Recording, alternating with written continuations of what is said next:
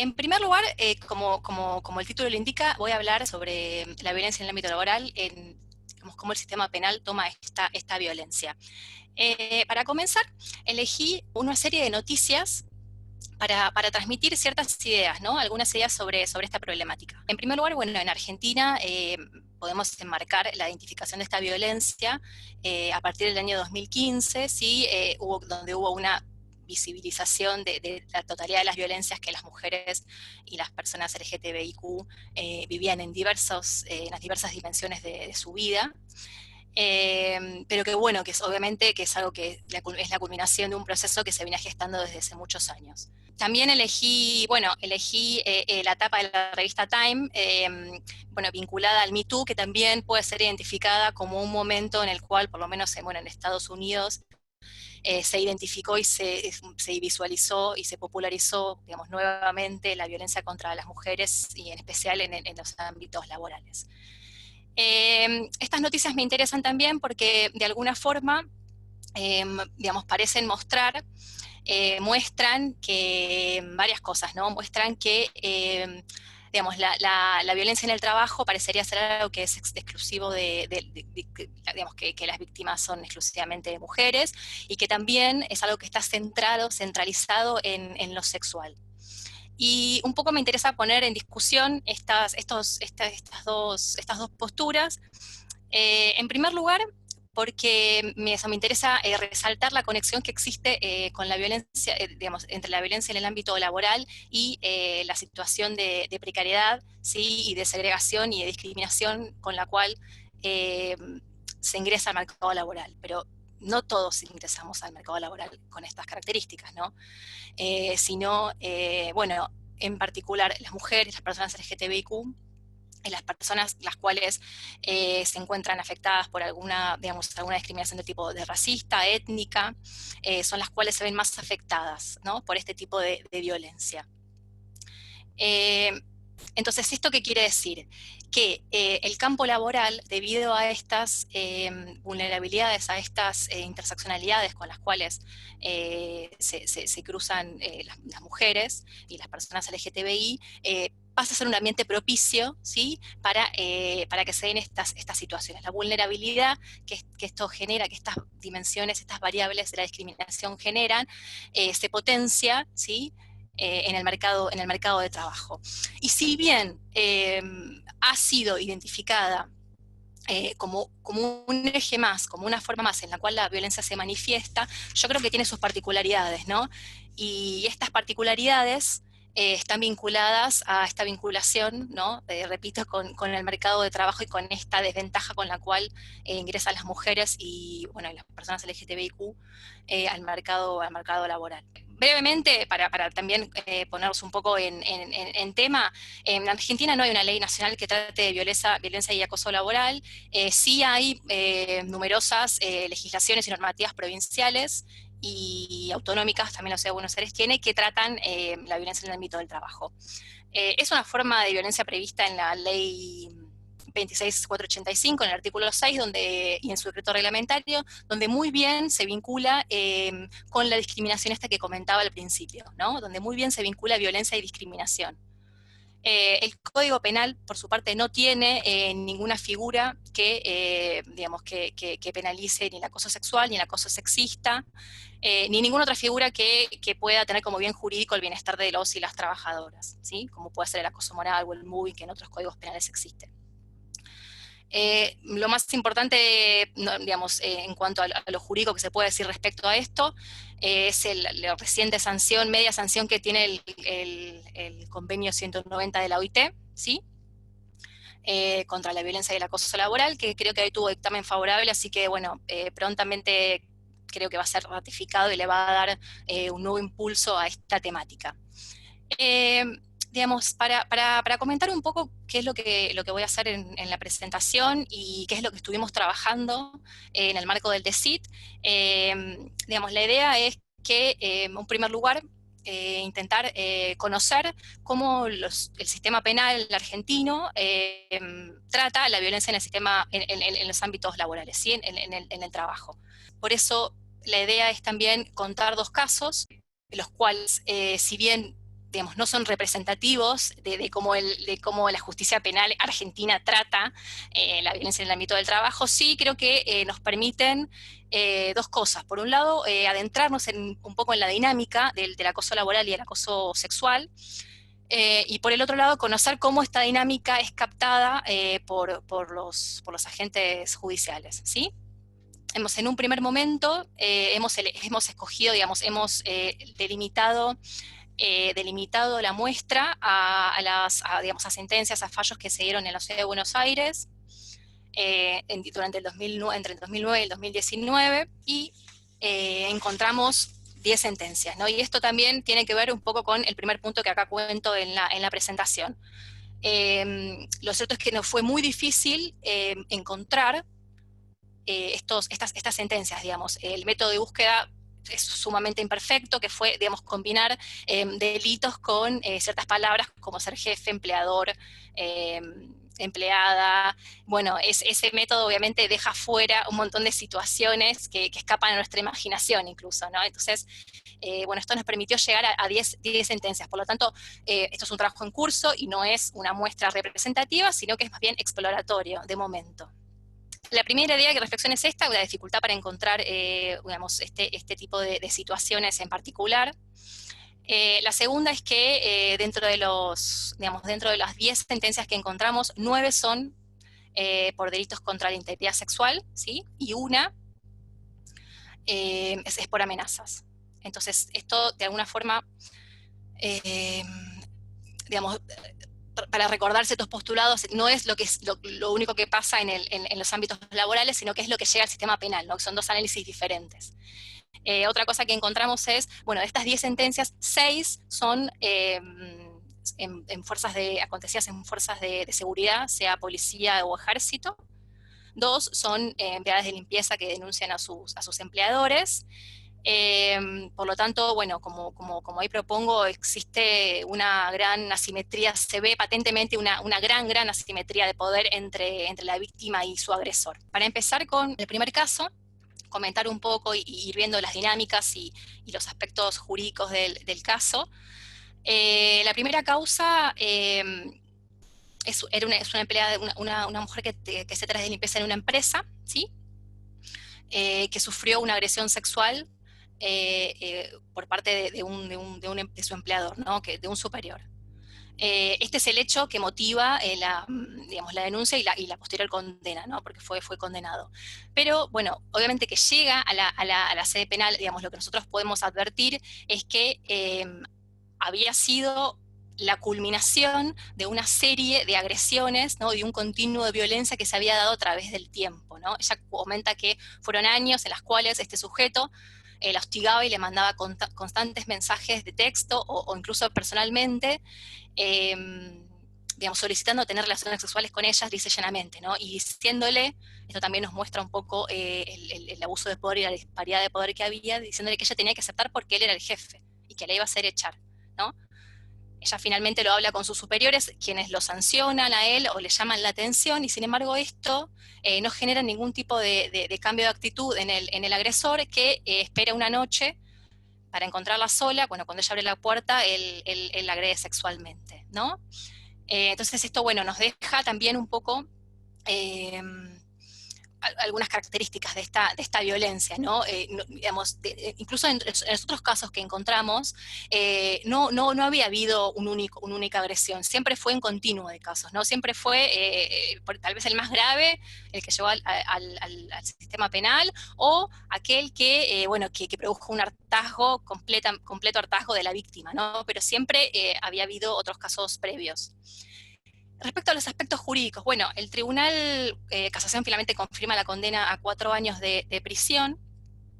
También, digamos, lo primero que hace obviamente es contestar los argumentos de la defensa acerca de la falta de prueba, ¿no? Y hace un buen análisis sobre la idea de que, bueno, tal vez si analizamos los hechos individualmente, no prueban nada, pero si se ve la prueba en su conjunto, bueno, es muy probable que esto dé un marco probatorio mucho más robusto que analizar la prueba aisladamente, ¿no? Esto es lo que dicen. Respecto a los instrumentos que usan, bueno, hacen una conexión, el Tribunal de Casación hace una conexión con los instrumentos internacionales de derechos humanos que combaten la violencia contra la mujer.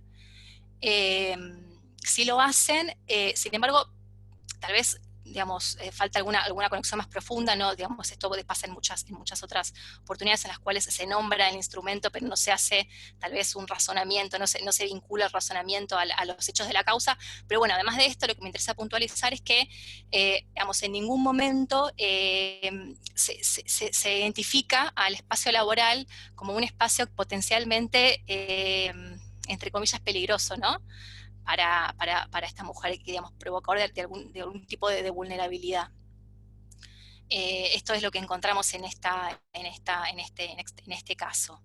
En el segundo, que también, este sí es un caso de una fuerza de seguridad de la Policía Federal, que bueno, en este caso es una amenaza, si es el único que no es con un delito contra la integridad sexual.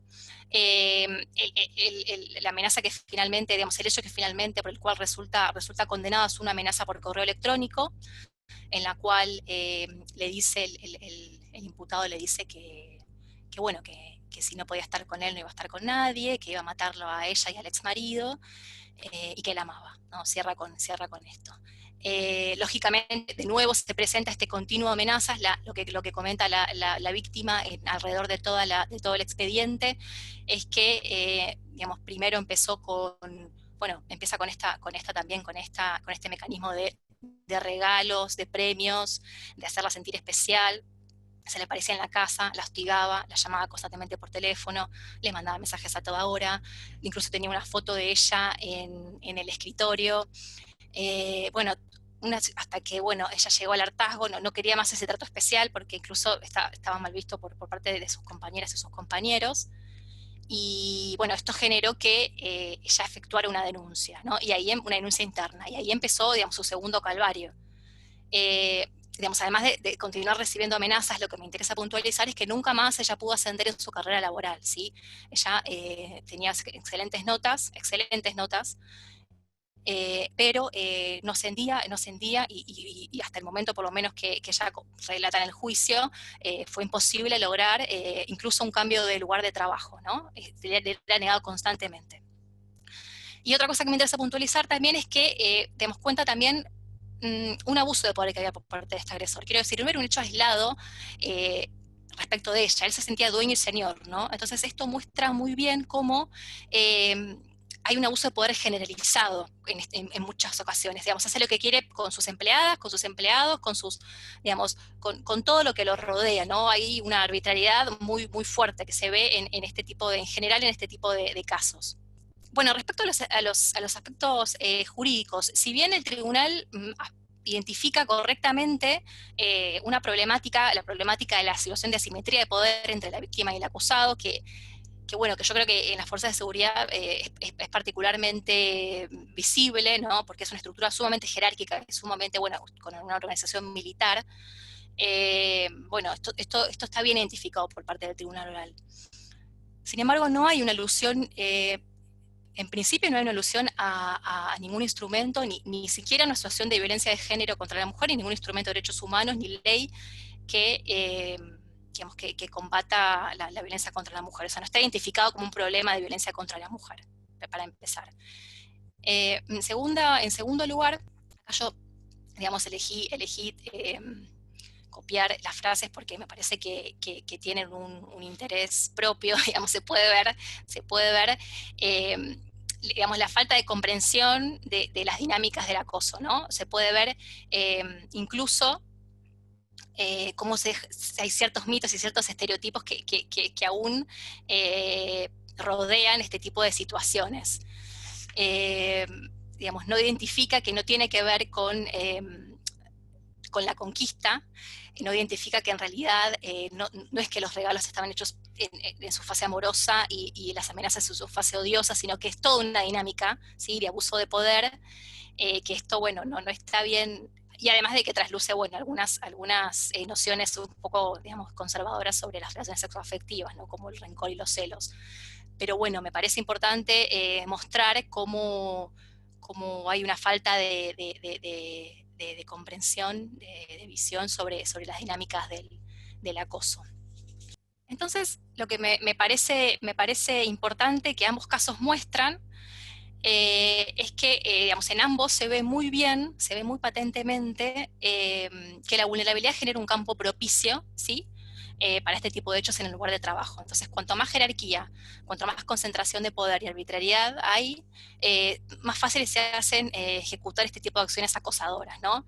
Eh, y también lo que se deja ver es que hay toda una estructura, ¿sí? Que tolera y garantiza la impunidad de este tipo de actos, ¿no? En la mayoría de las situaciones se ve que ha habido alertas previas, muchas alertas previas, y sin embargo no se ha logrado acabar o detener eficazmente con este tipo de acciones. Por otro lado, también en algunos casos, como en el primero, sí se ve que se identifica correctamente a la violencia contra la mujer como una problemática vinculada, digamos, como algo que tiene que ver con el caso, pero lo que no se hace es una vinculación con el espacio laboral, ¿no? Que yo creo que es una violencia que tiene sus particularidades.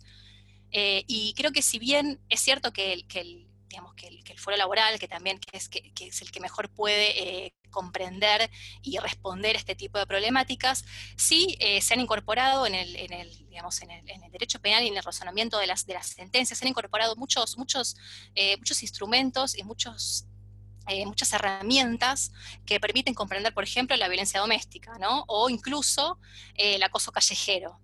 Entonces, me parece que sí sería útil que se pueda incorporar en los razonamientos judiciales, ¿sí? En los operadores jurídicos, eh, esta idea digamos, primero, del espacio laboral y de la simetría de poder como algo, digamos, que potencialmente que podría afectar al libre desarrollo de la mujer. Y otra cosa que también se advierte, esto lo vimos en bastantes casos, que está vinculado a las dificultades, bueno, a las particularidades probatorias, mejor dicho. En los casos en la violencia doméstica se utilizan en muchas ocasiones los testigos indirectos, ¿no? Que, digamos, al no haber testigos directos, porque es un hecho que sucede en general, sucede en la intimidad, en muchas ocasiones, bueno, se recurre a eh, los allegados, amigos, familiares, para que den cuenta de las situaciones de violencia por las cuales estaba transcurriendo la víctima, ¿sí? Pero en este caso fue completamente, digamos, se ven los dos casos, de hecho, claro, son compañeros y también, digamos, y tienen las mismas problemáticas que ella, ¿no? Dependen y tienen miedo de perder su trabajo. Entonces, los compañeros y compañeras que testificaban, bueno, digamos, relativizaban y daban algún, digamos, no desmentían, pero tampoco confirmaban la versión de la víctima, ¿no? Entonces, bueno, creo que hay que trabajar sobre eso para ver cómo se puede hacer para saltear esta problemática. Creo que pensando en qué es lo que puede aportar el derecho penal respecto de esto, de estas situaciones de acoso laboral, de acoso sexual, creo que, digamos, para empezar, digamos, lo negativo, tiene muchas dificultades, digamos, lo que sucede con otras violencias, al igual que sucede con otras violencias, tiene muchas dificultades para poder abarcar y comprender las dinámicas, ¿sí? del acoso laboral. Por otro lado, también digamos, el propio origen del derecho penal, la propia finalidad del derecho penal, y aún más, cuando se trata de delitos contra la integridad sexual, lo que hacen es individualizar la conducta, ¿no? Entonces, digamos, perdemos de vista esta idea de que tiene que ver con una cultura organizacional, ¿no? Si nosotros pensamos digamos, en un delito contra la integridad sexual, bueno, tal vez queda latente la idea de que es producto de, entre comillas, un desviado, ¿no? Una persona que no se puede, digamos, todos estos estereotipos que giran en torno a las personas víctimas, imputadas de delitos contra la identidad sexual. Pero quiero decir, se termina individualizando la conducta, ¿no? Y oculta la responsabilidad organizacional, la responsabilidad de las personas que están a cargo del bienestar laboral, del bienestar de sus trabajadoras y trabajadores, ¿no? Esto es un problema que tiene el derecho penal en todos los casos en los cuales ahí subyace una base discriminatoria, ¿no? Por otro lado, es cierto que no hubo en ningún caso una contextualización de la violencia, ¿no? Que yo creo que sí la está viendo, cuesta y ha llevado su tiempo, pero creo que en este momento hay algún cambio y se puede ver cómo hay en los casos de violencia entre parejas o exparejas, cómo ha habido una contextualización, ¿no? Cómo se está trabajando mucho sobre la contextualización de la violencia. Y esto no ha pasado en los casos en los cuales nos tocó relevar, ¿no? Son bastante analizados en forma aislada. Pero bueno, la verdad es que no me quiero quedar en otros problemas, en los problemas digamos, solo los problemas y las dificultades que tiene el derecho penal, porque ya lo sabemos y ya está súper trabajado, ¿no? Entonces, digamos, ¿qué es lo que podría aportar y qué es lo que podríamos aportar hoy en día? Bueno, creo que avanzar un poco en las fundamentaciones, que es lo que venía planteando, ¿sí?